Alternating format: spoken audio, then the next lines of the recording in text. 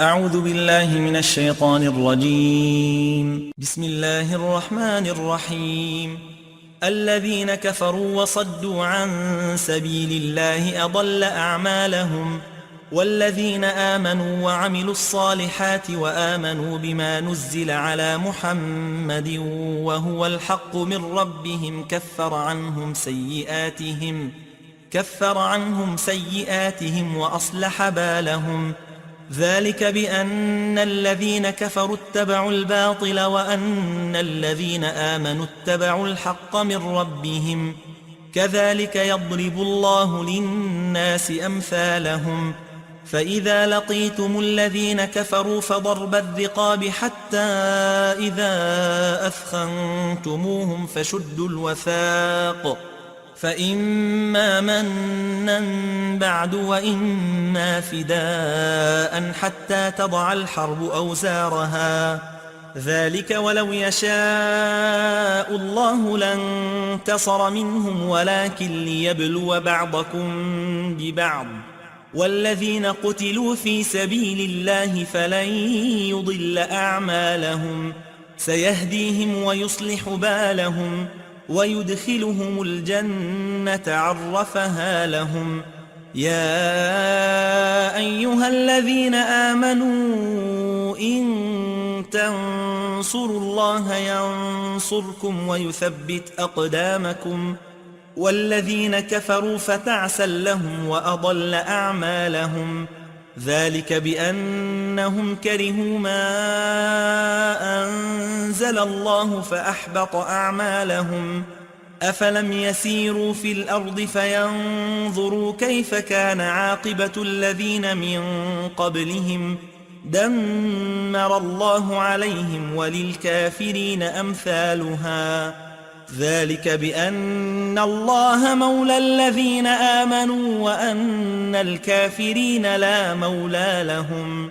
إن الله يدخل الذين آمنوا وعملوا الصالحات جنات تجري من تحتها الأنهار، والذين كفروا يتمتعون ويأكلون كما تأكل الأنعام والنار مثوى لهم.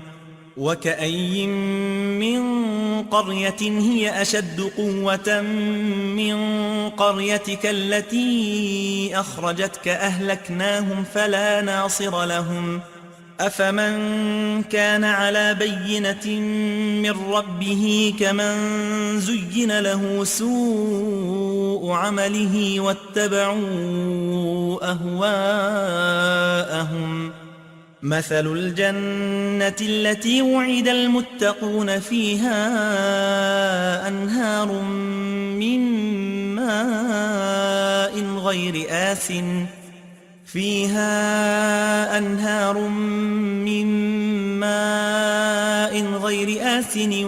وأنهار من لبن لم يتغير طعمه وأنهار من خمر لذة للشاربين وأنهار من عسل مصفى، ولهم فيها من كل الثمرات ومغفرة من ربهم، كمن هو خالد في النار وسقوا ماء حميما فقطع أمعاءهم.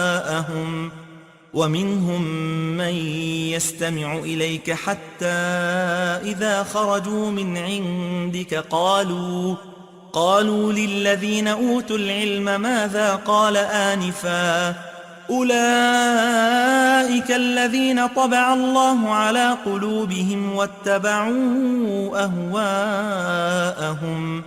والذين اهتدوا زادهم هدى وآتاهم تقواهم. فهل ينظرون إلا الساعة أن تأتيهم بغتة، فقد جاء أشراطها، فأنى لهم إذا جاءتهم ذكراهم. فاعلم أنه لا إله إلا الله واستغفر لذنبك وللمؤمنين والمؤمنات، والله يعلم متقلبكم ومثواكم.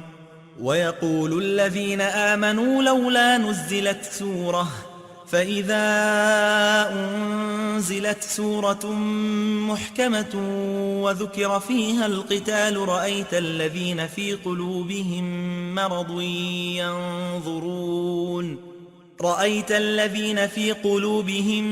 مرض ينظرون إليك نظر المغشي عليه من الموت فأولى لهم طاعة وقول معروف.